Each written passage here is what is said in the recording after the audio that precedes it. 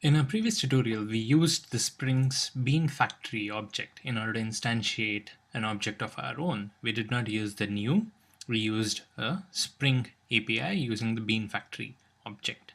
So in this tutorial, first of all, I'd like to introduce you to another object called ApplicationContext. This ApplicationContext is Bean Factory's big brother. It does everything that the Bean Factory does, but it also has some additional functionality. It has features like event notification, AOP, and other functionalities. We will have a look at those functionalities later on. But the point here is that the application context does all the things that the Bean Factory does and more. Also, since there is not a huge difference in the cost and as far as performance is concerned, you would want to go with the application context, and you would want to use Bean Factory only when the resources are very crucial. So now in this case, let me change this line of code to use the application context. But then I only need to change this part where I'm actually reading the configuration from Spring. Apart from this, all the other syntax remains the same. I can also do a get bean for the application context, just like I'm doing a get bean for the bean factory. So the way I instantiate an application context is call this context equals. Now again, just like the bean factory, the application context is also an interface, and you have different implementations depending on your configuration. So there is this object called class path XML application context, which is similar to what we're doing here.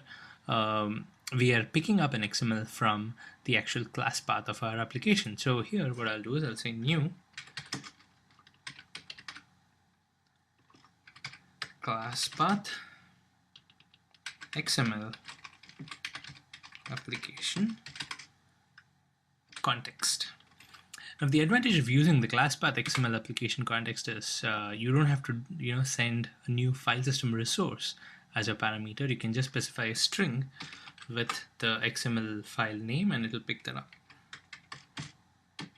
So I'll just have to pass a string with spring.xml. Now of course I'll have to import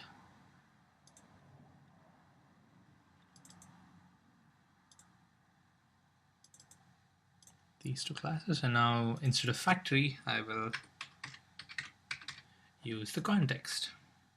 Save.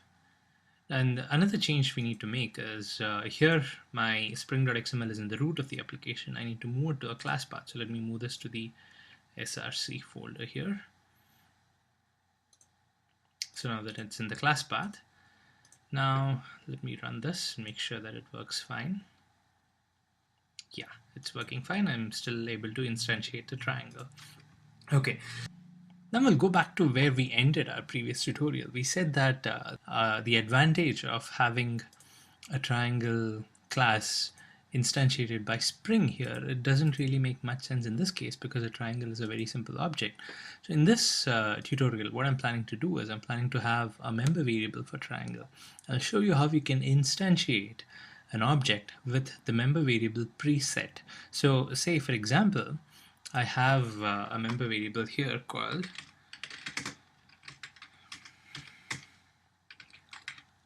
type, and let me generate the getters and setters for this.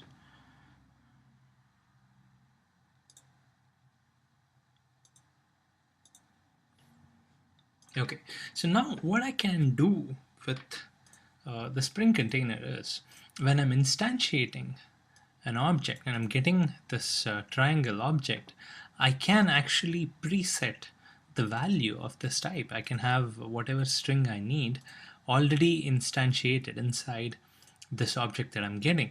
And the way I do that is again by using the spring.xml. So here in our spring.xml, okay, I need to close this since we have moved this guy here. Okay, in our spring.xml, I told you this is a blueprint for our object that we're going to create. And this is a very simple blueprint. I've just given the class name, but I need to extend this blueprint and I need to pre-fill a value for this new member variable that I've added here. So what I'm going to do is here I will close the tag Okay, so inside this tag, I can write a property tag. Property name equals, so the name of the property that I want to preset, which is type, and the value that I want it to be pre-filled as. So here I'll be mentioning the type of the triangle. Just a geometry refresher, there are three types of triangles. One is equilateral, one is isosceles, and one is scalene. So I will say this is a equilateral triangle.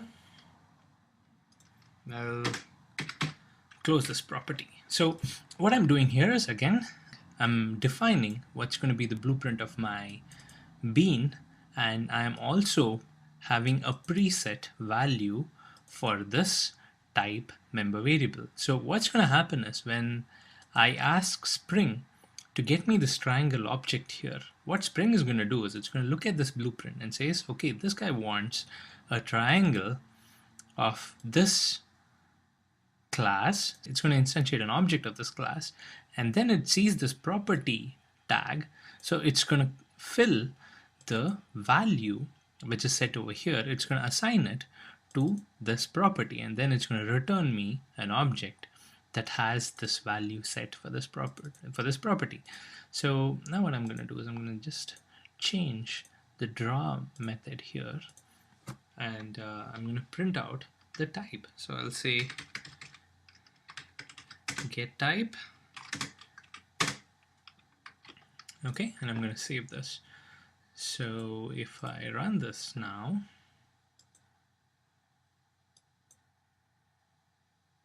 there you can see equilateral triangle is drawn. So this value is already set inside the triangle object, so I don't have to set it.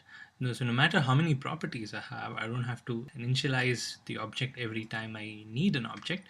Once I configure it in my spring.xml, it's going to be there and ready. So it's actually like a preset for an object. All the properties are filled in, and I can get the completely prepared object just by running one call to the get bean.